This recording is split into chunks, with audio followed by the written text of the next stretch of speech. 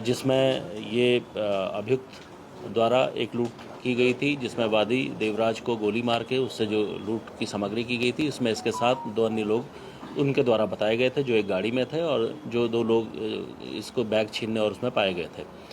तत्काल 3 लोग जो एक गाड़ी में सवार थे, जो ब्लैक कलर की बेलेनो गाड़ी है, उसका पूरे जनपद में सिक्योर करके कॉम्बिंग का हम लोगों ने एक प्रयास किया था, जिसमें एसएचओ द्वारा तत्काल मौके पर पहुंच के जितने भी संभावित रास्ते थे उन पर कॉम्बिंग और बैरियर चेकिंग के हम लोगों के जो आदेश थे, उसमें एक सूचना पे एसएचओ द्वारा तत्काल जो पौंधा से एक रास्ता जो विश्रांति की ओर जाता है, उस वाले रास्ते में उनको ज्ञात हुआ कि एक गाड़ी इधर को गई है। तत्काल उसका पीछा किया गया। उस गाड़ी को जब आगे गाड़ी को पकड़ने की कोशिश की गई, उनके द्वारा पुलिस पर फायर करके भागने का जब प्रयास किया गया, उसमें एक गोली हमारे एसएचओ को भी लगी है। उसमें उनको तत्काल उपचार के लिए ले जाया गया। लेकिन इसी मुठभेड़ में एक व्यक्ति जिसका नाम जैसा भी सर ने बताया अकरम पुत्र मासूम अली, जो उस समय घायल हुए थे, उन्हें तत्काल हॉस्पिटल में भेजा गया। वहाँ उनकी मृत्यु हुई है। उस पूरे घटनाक्रम में अभी तक की जो हमारे पास जानकारी आई है, इसमें जो अभियुक्त है उसके ऊपर करीब 16 मुकदमे अब तक पंजीकृत जो अभी तक हमारे प्रकाश में आए हैं। लेकिन अभी हम लोग और प्रयास कर रहे हैं। एक ड्रेडेड क्रिमिनल ये पहले रहा है, लगातार घटनाओं में एक्टिव रहा है, अभी भी ये एक्टिव ही था।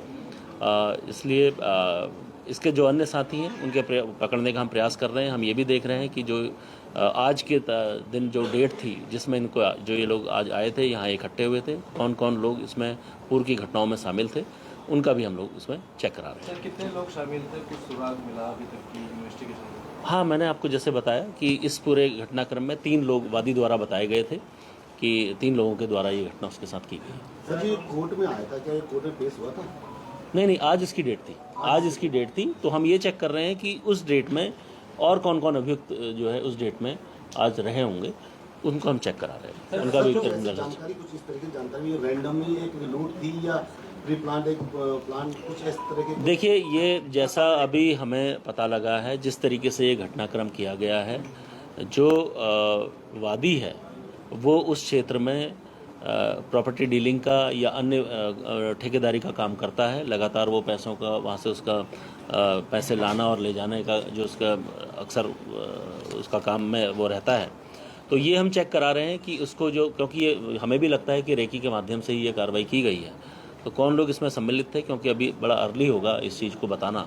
लेकिन हम लोग उस पर चेक कर रहे हैं, क्योंकि अभी एक अभियुक्त जो मेन अभियुक्त था वो मारा गया है। 2 अन्य अभियुक्त जो इसके बारे में और सूचना दे सकते हैं, अभी वो फरार चल रहे हैं।